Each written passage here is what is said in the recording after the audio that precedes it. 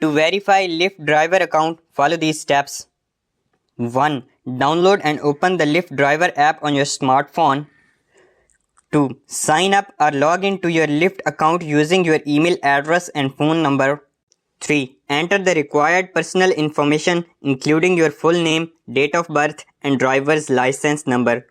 4. Upload a photo of your driver's license and a clear photo of yourself as per Lyft's requirements for driver verification. 5. Provide your vehicle details including make, model, year and license plate number.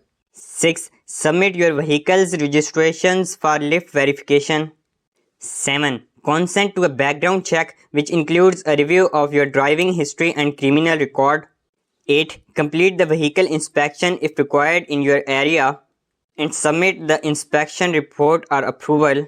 9. Wait for Lyft to process your documents and review your application. This may take a few hours to a few days. 10. Once your account is verified, Lyft will notify you via email or app and you will be ready to start driving.